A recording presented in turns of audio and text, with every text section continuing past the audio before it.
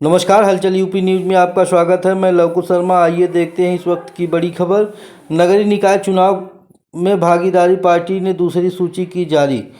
प्रयागराज से भागीदारी पार्टी के राष्ट्रीय प्रमुख महासचिव डॉक्टर महेश चंद्र प्रजापति ने प्रेस कॉन्फ्रेंस करके यह बताया कि भागीदारी पार्टी उत्तर प्रदेश में हो रहे नगरीय निकाय चुनाव में पार्टी ने प्रत्याशियों की दूसरी सूची जारी कर दी है, जिसमें महापौर के लिए 4 प्रत्याशी, सभासद के लिए 92 प्रत्याशी, साथ ही नगर पंचायत अध्यक्ष के लिए 42 सीटों पर भागीदारी पार्टी अपने प्रत्याशियों की दूसरी सूची जारी कर दी है। नगर निकाय चुनाव को लेकर के आपकी क्या रणनीति है, इसके बारे में देखिए, आज भागीदारी पार्टी द्वारा आयोजित नगर निकाय चुनाव को लेकर आज जो ये प्रेस वार्ता की गई है, हमारे साथ में भागीदारी पार्टी के राष्ट्रीय उपाध्यक्ष भाई ज्ञान सिंह जी इधर बैठे हुए हैं। भागीदारी पार्टी के मंडल अध्यक्ष प्रयागराज सुनील प्रजापति जी बैठे हुए हैं। मंडल उपाध्यक्ष श्रीकांत जी बैठे हुए हैं। पार्टी के नेता पंकज जायसवाल जी बैठे हुए हैं। पवन जी बैठे हुए, इधर ललित प्रजापति जी बैठे हुए हैं। तमाम भागीदारी पार्टी के नेता यहाँ जगह बैठे हुए हैं। भागीदारी पार्टी के राष्ट्रीय अध्यक्ष माननीय श्री प्रेमचंद प्रजापति जी और भागीदारी पार्टी की केंद्रीय चुनाव समिति द्वारा आज मुझे मीडिया में प्रेस वार्ता करने के लिए कहा गया। आज भागीदारी पार्टी नगरीय निकाय चुनाव की दूसरी सूची आज हम जारी कर रहे हैं। पहली सूची हमने लखनऊ से प्रेस कॉन्फ्रेंस करके वहाँ से जारी किया था और दूसरी सूची में नगर निगम के 4 प्रत्याशी यानी मेयर, महापौर जिसको बोलते हैं, उसके 4 प्रत्याशियों की हम सूची जारी कर रहे हैं, जिसमें मेरठ से श्री जय कुमार प्रजापति जी को लड़ाया जा रहा है, बरेली से श्री जितेंद्र सिंह यादव उर्फ बंटी जी को और अलीगढ़ से श्री रघुराज सिंह जी को और कानपुर से श्रीमती संगीता मिश्रा जी को भागीदारी पार्टी ने अपना प्रत्याशी बनाया है। और इस निकाय चुनाव में भागीदारी पार्टी के जो भी प्रत्याशी मैदान में हैं, जिसमें से हमारे सभासद के 92 प्रत्याशी, पंचायत अध्यक्ष के 42 प्रत्याशी और मेयर का मैंने आपको बताया ही कि 4 प्रत्याशियों की आज हम सूची जारी कर रहे हैं। हमारे प्रत्याशी चुनाव मैदान में, जैसे चुनाव इस समय चल रहा है, इसके पहले भी हमारे प्रत्याशी क्षेत्र में जाते थे। शहरों की जो समस्याएं होती थी, नाली, बिजली, सड़क और आवारा पशुओं की, चूँकि जो शहरी समस्या है उससे निजात दिलाने के लिए हम जनता में ये विश्वास बनाने में सक्षम रहे कि भाई देखो, जब बारिश शुरू होती है तो शहरों की नालियाँ बजबजाना शुरू हो जाती हैं। पहली बारिश हुई नहीं कि पूरा शहर जलमग्न हो जाता है। आज शहरों में आए दिन ट्रैफिक जाम लग रहे हैं।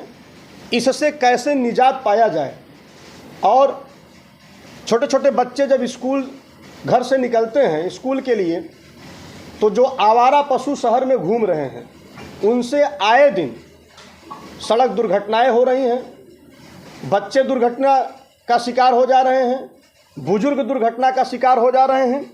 इनसे कैसे निजात पाया जाए, इससे कैसे छुटकारा पाया जाए, इस पर भागीदारी पार्टी ने एक अपना समीकरण बनाया है कि अगर हमारे प्रत्याशी जीत कर आते हैं तो जो पार्टी द्वारा समीकरण बनाया गया है कि इन मुद्दों पर हमको किस किस तरीके से काम करना है, उस पर हम काम करेंगे।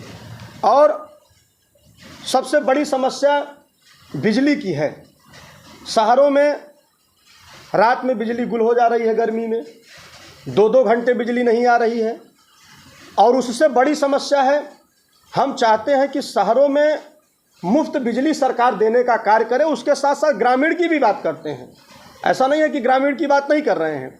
इसके पूर्ववर्ती जब बुरे दिन वाली सरकार हुआ करती थी तो शहरों में बिजली का बिल 7 रुपया 8 रुपया यूनिट आता था। इस समय बिजली का बिल 14 रुपया से 14 क्या 15-16 रुपया यूनिट तक आ रहा है। गाँव में 13 रुपया 14 रुपया पर यूनिट बिजली का बिल लोग पे कर रहे हैं। सरकार ऐसा कोई समीकरण बनाए जिस पर बिजली मुफ्त दे, शिक्षा मुफ्त दे। बाबा साहब B.R. अम्बेडकर जी भी कहते थे कि अगर देश में कुछ देना है तो शिक्षा मुफ्त देना चाहिए। केरल राज्य है, उत्तर प्रदेश से बहुत कम आबादी है, वहाँ जगह 12वीं तक के बच्चों को मुफ्त शिक्षा दी जाती है। लेकिन प्रदेश में डबल इंजन की सरकार है। शिक्षा के सवाल को लेकर, रोजगार के सवाल को लेकर, बिजली के सवाल को लेकर, पानी के सवाल को लेकर कोई भी नेता बोलने को तैयार नहीं है। अभी आप लोगों ने सदन में देखा, पूरा सदन चला, सदन में महंगाई पर चर्चा नहीं हुई। भाजपा का कोई भी नेता महंगाई पर चर्चा नहीं किया, बिजली पानी पर चर्चा नहीं किया, किसानों को बिजली मुफ्त में उपलब्ध कराई जाए उस पर चर्चा नहीं किया गया। आवारा पशु शहरों में घूम रहे हैं, सड़क दुर्घटनाएं निरंतर हो रही हैं, भाजपा का कोई भी नेता बोलने को तैयार नहीं है। तो जो देश की मूलभूत समस्या है उस पर कोई बोलने को तैयार नहीं है। तो भागीदारी पार्टी ने, माननीय श्री प्रेमचंद प्रजापति जी की ये विचारधारा है। पार्टी के सभी नेता जो दिन रात मेहनत करके संगठन को मजबूत करने का काम कर रहे हैं, पार्टी को आगे बढ़ाने का काम कर रहे हैं। हमारी लड़ाई है कि आज़ादी के 76 साल बाद जो जातियां अपने अधिकारों से वंचित हो गई हैं, जिनको आज तक कोई हिस्सेदारी नहीं मिल पाई है, उन तमाम उपेक्षित जातियों की भागीदारी दिलाने के लिए, वो चाहे सामाजिक, आर्थिक, शैक्षणिक, सांस्कृतिक, राजनीतिक किसी भी क्षेत्र में हो, उनकी समुचित भागीदारी दिलाने के लिए भागीदारी पार्टी निरंतर लड़ रही है। देश को आज़ाद हुए 76 साल हो गया। 76 साल से अगर समाजवादी पार्टी, बहुजन समाज पार्टी, भाजपा, कांग्रेस अगर ये उपेक्षित जातियों की हिस्सेदारी देने का कार्य किए होते तो आज भागीदारी पार्टी को, माननीय श्री प्रेमचंद प्रजापति जी को इस प्रदेश में पिछड़े गए लोगों की हिस्सेदारी के लिए नहीं लड़ना पड़ता है। तमाम ऐसी उपेक्षित जातियां हैं जो केवल वोट देती हैं, लेकिन सरकारी नौकरियों में उनकी सेवा देखा जाए तो उनके समाज के चपरासी नहीं मिलेंगे। बेटा, कुंजड़ा का बेटा, डोम का बेटा, धैकार का बेटा, अर्कवंशी का बेटा, ये तमाम ऐसी उपेक्षित जातियां हैं जो केवल वोट देने की अभी तक मशीन बन के रह गए हैं। अभी आप इनके समाज में जाइए तो आपको ढूंढने से चपरासी नहीं मिलेगा। तो क्या ये वोट नहीं दे रहे हैं? क्या इस लोकतंत्र में ये नहीं है? लेकिन सरकार की नज़र उन पर नहीं जाती है, सरकार को केवल वोट चाहिए। तो ये तमाम हमारे मुद्दे हैं। हम इन मुद्दों को लेकर लड़ रहे हैं कि भाई प्रदेश में शराब कैसे बंद कराया जाए, और सबसे बड़ी बात तो जातिवार जनगणना की है।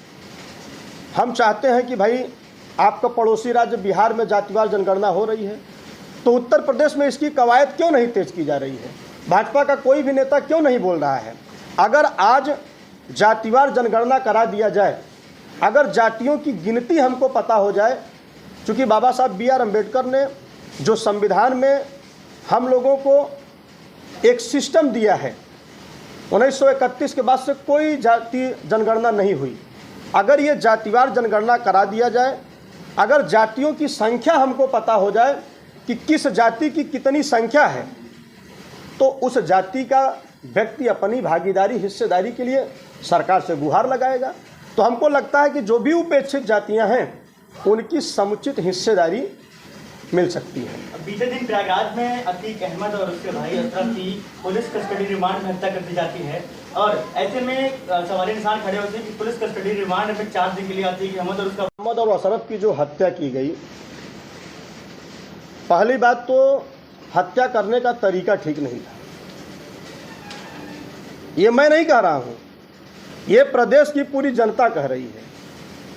आप बताओ, जिस तरीके से हत्या की गई, अपराधी अपराधी होता है, अपराधी की कोई जाति नहीं होती है।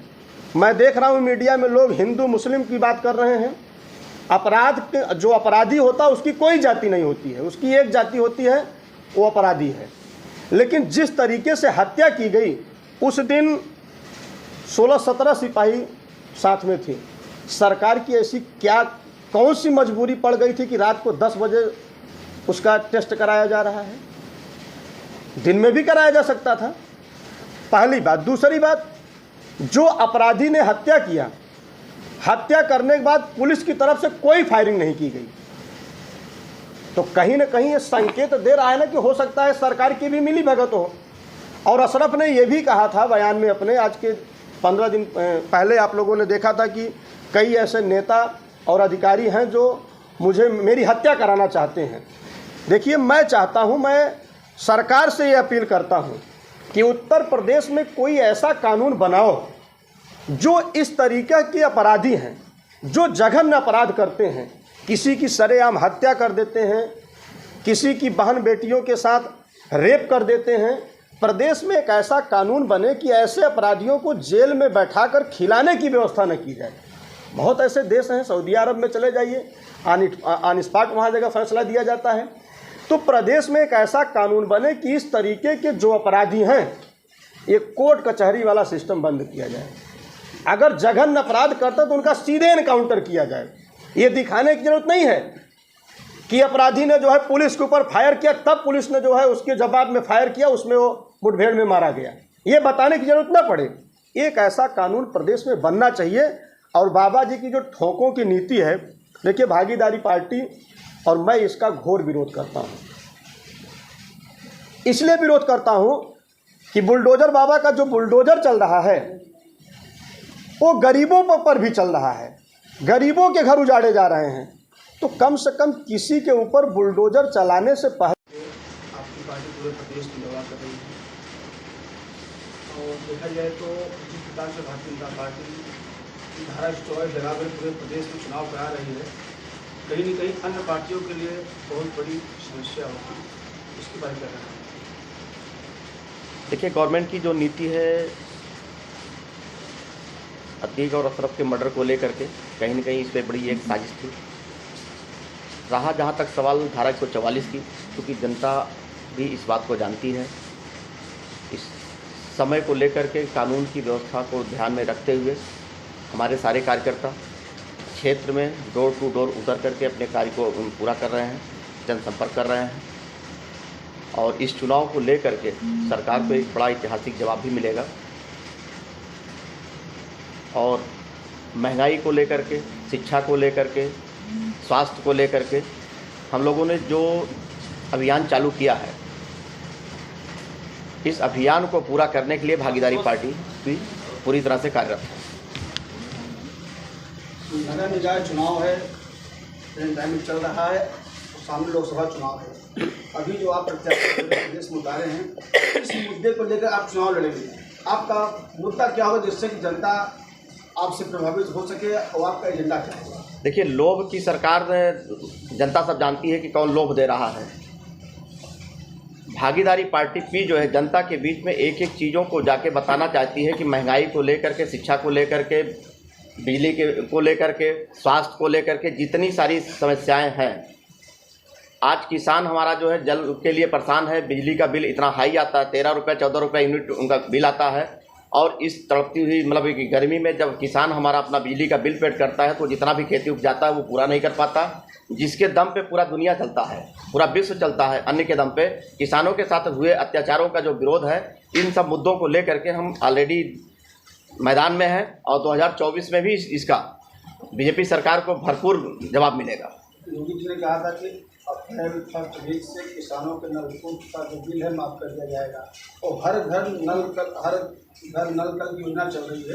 तो कहीं कहीं किसानों के लिए समस्या है कि वही प्रदेश सरकार कहते हैं किसानों का बिल माफ़ कर दिए। हम आप कहना चाहते हैं कि इसका जरा सर्वे करा लें, कितने घर में नल लगवा दिया हो, कितने घर की बिजली माफ़ कर दिए हैं, कितने घर के नल के पानी माफ़ करा दिए हैं। सिर्फ मुंह से बोलने से और लखनऊ बैठने से कोई काम थोड़ी चलता है।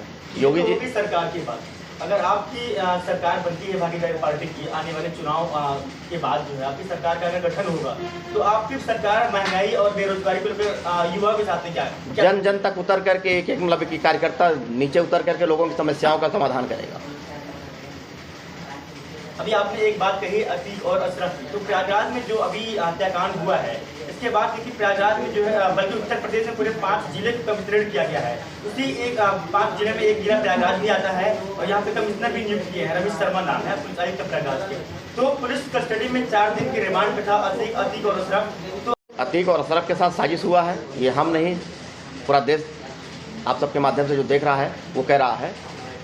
शासन के बीच में रह करके और कोई भी व्यक्ति आकर के किसी को शूट करके चला जाए, ये जघन्य अपराध है। जहाँ पे देखा गया कि पुलिस वालों ने एक भी गोलियां नहीं चलाई है, ठीक है।